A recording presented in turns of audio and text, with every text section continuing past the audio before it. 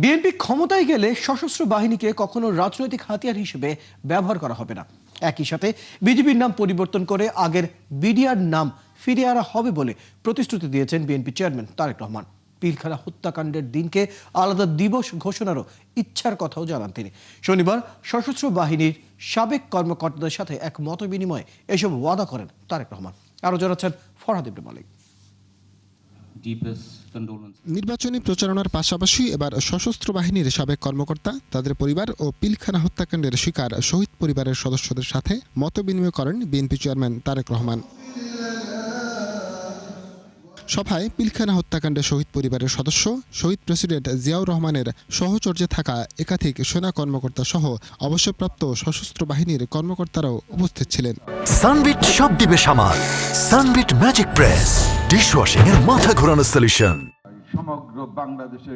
প্রধান অতিথির বক্তব্যে তারেক রহমান ক্ষমতায় গেলে কি করবেন সে বিষয়ে বিশদ কথা বলেন। সীমান্তরক্ষী বাহিনী বিজিবির নাম পরিবর্তন করে পূর্বের নাম বিডিআর করার পরিকল্পনা আছে বলে জানান তিনি। পতিত পরাজিত পলাতক বিতাড়িত ফ্যাসিস্ট অপশক্তি বাংলাদেশের মুক্তিযুদ্ধের স্মৃতি বিজড়িত বিডিআর এর নাম পরিবর্তন করে দিয়েছিল।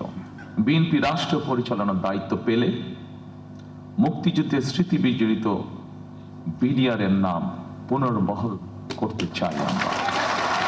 পিলখানা হত্যাকাণ্ডের দিনকে আলাদা দিবস হিসেবে ঘোষণা করা হবে বলেও জানান তারেক রহমান। বিডিআর পিলখানা সেনা হত্যাযজ্ঞের দিবসটিকে শহীদ সেনা দিবস অথবা সেনা হত্যাযজ্ঞ দিবস অথবা জাতীয় শোক দিবস হিসেবে ঘোষণা করার পরিকল্পনা আমাদের। সেনাবাহিনীকে কখনো রাজনৈতিক কাজে ব্যবহার না করার অঙ্গীকার করেন বিএনপি চেয়ারম্যান। তবে সেনাবাহিনীর মধ্যে রাজনৈতিক সচেতনতা থাকা উচিত বলেও মনে করেন তিনি।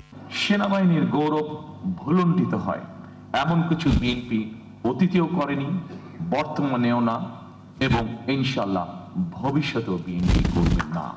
জনগণের রায় বাংলাদেশ জাতীয়তাবাদী দল সরকার গঠনে সক্ষম হলে সেনাবাহিনীকে অবশ্যই কোনোভাবেই রাজনৈতিক স্বার্থে ব্যবহার করতে দেওয়া হবে না। ফরহাদ ইবনে মালিক, ৭১, ঢাকা।